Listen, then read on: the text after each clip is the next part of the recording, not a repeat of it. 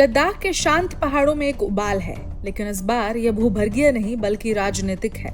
कई सवाल हैं। क्या जलवायु कार्यकर्ता सोनम वांगचुक वास्तव में भड़काऊ बयानबाजी और जनता को उकसाने के आरोपों के घेरे में है? क्या लद्दाख प्रशासन की जांच एक विच हंट नहीं बल्कि विश्वसनीय सूचनाओं और दस्तावेजों पर आधारित एक निष्पक्ष प्रक्रिया है, जैसा कि वे दावा करते हैं? और सबसे बड़ा सवाल, क्या वांगचुक की संभावित गिरफ्तारी को लेकर देश भर में उठ रहा इकोसिस्टम सिर्फ एक सुनियोजित अभियान है या फिर यह लद्दाख के लाखों लोगों की वास्तविक चिंताओं की आवाज है? आइए इस संवेदनशील मुद्दे को परत दर परत समझते हैं। लद्दाख संघ शासित क्षेत्र प्रशासन ने जलवायु कार्यकर्ता सोनम वांगचुक पर भड़काऊ बयानबाजी और जनता को उकसाने का आरोप लगाया है। मंगलवार को एक बयान जारी कर प्रशासन ने स्पष्ट किया कि वांगचुक के खिलाफ कोई विच हंट यानी चुनकर निशाना बनाना वाला काम नहीं चल रहा, बल्कि विश्वसनीय सूचनाओं और दस्तावेजों के आधार पर कानूनी एजेंसियां जांच कर रही हैं। देश में वांगचुक की गिरफ्तारी को लेकर जिस तरह से एक इकोसिस्टम सरकार पर सवाल उठा रहा है, उन सभी विषयों को लद्दाख प्रशासन ने स्पष्ट किया है।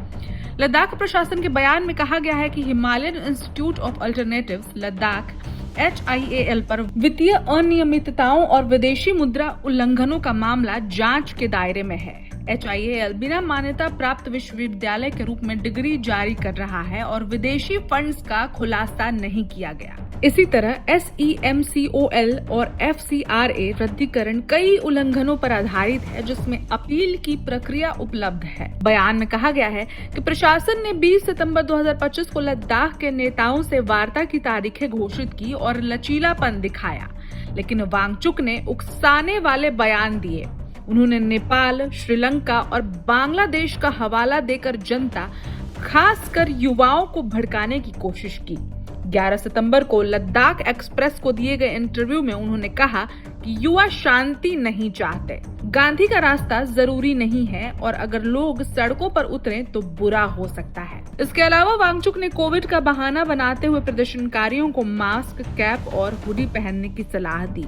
उनके यूट्यूब चैनल अचोए निंगोस्तम पर जून 8, 2025 को उन्होंने अरब स्प्रिंग जैसी क्रांति लाकर सरकार उखाड़ फेंकने की बात कही और आत्मदाह जैसे कदमों के उकसाने का जिक्र किया।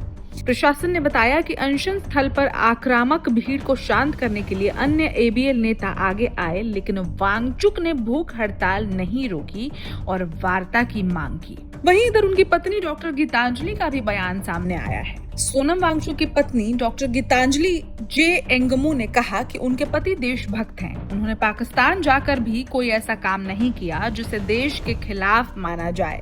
वहां जाकर भी उन्होंने PM नरेंद्र मोदी की तारीफ की थी। वे हमेशा ही भारतीयों और लद्दाखियों के भले के बारे में ही सोचते हैं और काम करते हैं। लेकिन इस बीच लद्दाख प्रशासन का यह बड़ा आरोप क्या रुख पकड़ने वाला है, ये तो आने वाले वक्त में पता चलेगा।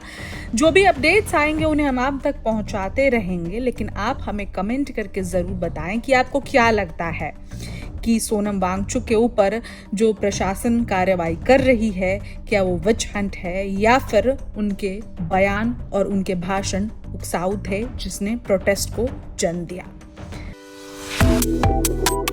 Subscribe to One India and never miss an update. Download the One India app now.